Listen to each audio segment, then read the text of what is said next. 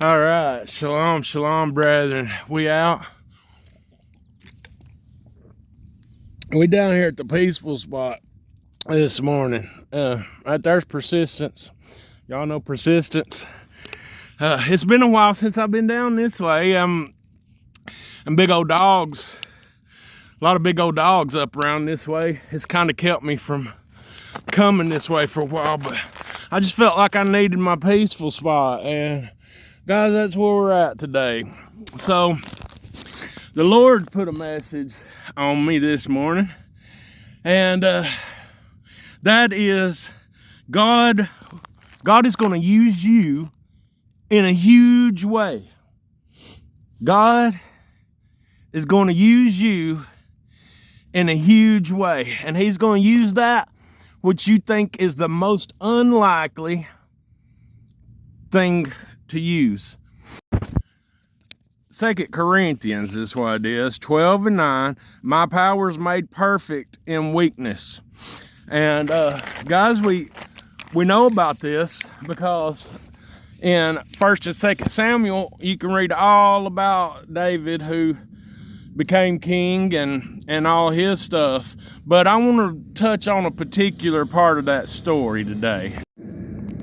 So imagine this. King Saul and all of David's brothers, which he wasn't rightfully king at that moment in time, but that's a lengthier, that's something else that we'll get into on another time. See, David had already been anointed by Samuel at this point. But anyway, so the not rightful king, Saul, and all of David's brothers who had stood up and their heart posture was not right before God, they were all cowering down to big old Goliath and his 4 brothers. And old Goliath, he was up there, who are you coming against us, Philistines or Philistines, or however he said it. And he's big old dude. He had the advantage over all these little fellers, and they was cowering down because they was little dudes, man. And Goliath had 4 more brothers. So they all sitting there, and they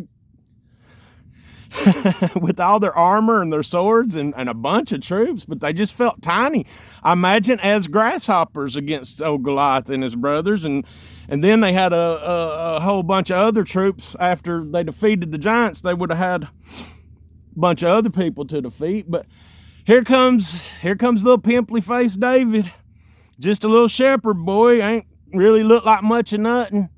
And he comes up and he's like, hey, I brought y'all some sandwiches, man. Figure y'all fighting and battling all day. Y'all might need some food. And he looks around, he sees his brothers and the king and everybody just hunkering down and cowering down. And I can imagine David sitting there like, okay, why ain't we getting something done? Like, we serve the Most High God. Why have we not defeated these giants yet? And so his own people, his brothers, and I imagine King Saul, they ridiculed him, said, well, who do you think you are? Go back to the kitchen, boy, make us some more sandwiches.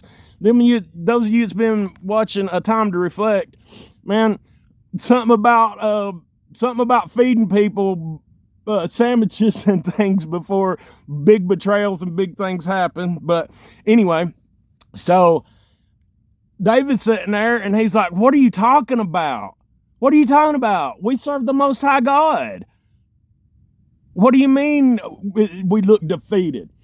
So David says, no, man, no, I'm going in. And they laughed at him. They said, what do you mean? You ain't going nowhere. You go back and take care of the sheep like you're supposed to do. And David said, no, that ain't happening. I'm going in. So he was persistent about it. So the king said, well, if you insisting to go on in, let me give you my armor and let me give you my sword, and you go on in there and do whatever you're going to do. So David tried it on. But see, that wasn't working. The old way of doing things, you picking up what I'm putting down? The old way of doing things wasn't working. The old king's armor, the old king's raiment, the old king's identity did not fit nor suit David. So what David do? He said, man, this stuff is getting in my way. It's bulky. It's slowing me down. What are you going to do? He said, well, I'm going to use what I got in my hands. Now, you know, when David was out killing lions and bears with a sling, he probably never thought nothing about it. He was just doing his job. He was just doing what he did as a shepherd boy. But see what was happening all that time, every time he saved another sheep, every time he ran off a lion, every time he took a baby lamb out of the mouth of a lion and killed a bear, every time that he was honing in his gift that God gave him, his talent. He was honing that in. So see, what happened is whenever it came time, when rubber met the road and something needed to happen, David just used his natural ability that God had been honing in all this time. So he grabs his old slingshot. He says, who are you to come against the Most High God? I come at you. He said, you come at me with staff and I don't know, you can read about it, but I come at you in the name of the Most High God. And buddy, he went to slinging that sling around, and man, when he let loose with that sling, that rock came flying out and it splattered old Goliath right between the eyes. Then he took Goliath's sword and lopped his own head off. Well, Goliath's brothers took off running. You don't hear nothing about them hanging out. You hear a little bit more about them later on in the book, but they don't stick around for the rest of that battle. So let me tell you something, guys. That's how God works. You may feel like a little pimply-faced shepherd boy with nothing but a rock. Nothing but a rock. You may have swept floors all your life, and you may be holding a broom right now. Imagine if that broom was what saved humanity. You may have a pencil and know how to write some pretty words, but you ain't sharing it with people. What's it going to do any good if you lock it away? And if you think it ain't good, well, let somebody else judge it, because I've learned a lesson about that. A lot of stuff I throwed in the garbage somebody else would have appreciated. And that's a source of pride. The Lord showed me that. He told me, he said, you're being prideful. I said, what do you mean? I'm being humble. I'm not showing people this crap. I'm not showing people this work. But see, that's prideful. What it was is I wasn't sharing my gifts with others because I thought I wasn't good enough. Because I thought it wasn't good enough. And that's why you'll see me get on here and play the guitar. And you'll see me show my artwork and even getting here on this camera. This ain't something that I'm comfortable doing.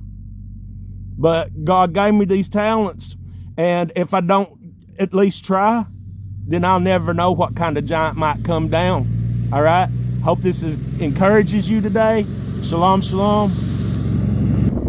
We're getting a little too comfortable here. One more look at our peaceful spot. I don't know when it'll be that I get back down this way. But yeah, I'm gonna get back up that way. Got about another mile to go, guys. All right, see y'all tomorrow. Shalom, shalom. Let's get it.